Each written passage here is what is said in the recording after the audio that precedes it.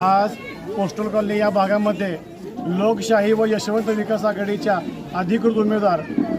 सुप्रियाताई खराडे, योगिताताई जगताप व अख्तरबाई आंबेकरी यांच्या या ठिकाणी सभा आज या ठिकाणी कोपरा सभा पार पडली। या सभेमध्ये बोलत असताना या ठिकाणी आम्हाला मनापासून आनंद वाटतोय की या भागामध्ये आपण काम केलेलं आहे। काम करत असताना या ठिकाणी रस्त्याचे प्रश्न असतील,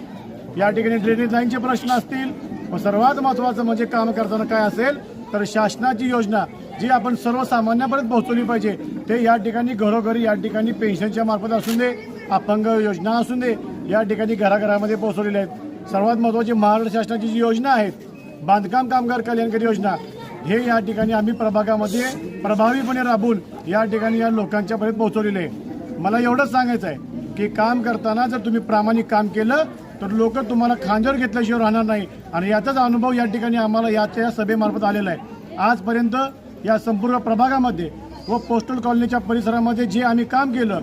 जे या ठिकाणी सर्वसामान्य लोकांना बरोबर घेऊन त्यांना विश्वासात घेऊन या भागामध्ये काय केलं पाहिजे या सगळ्यांच्या अडचणी जाणून घेऊन ज्या पद्धतीने आम्ही काम केलं त्याच्या स्वरूपात या ठिकाणी लोकांनी मोठ्या प्रमाणामध्ये या ठिकाणी आज सभा घेतली व आम्हाला आश्वासित केलं की आपण काम केलेलं आहे, त्यामुळे आम्ही सर्वजण आपल्याबरोबर आपल्या पाठीशी उभं राहू असं आश्वस्त व आशीर्वाद या ठिकाणी दिलेला आहे। मला खात्री आहे की 2 तारखेच्या निवडणुकीमध्ये या ठिकाणी तिन्ही उमेदवार व नगराध्यक्ष पदाला मान्य राजेंद्र यादव यांना या ठिकाणी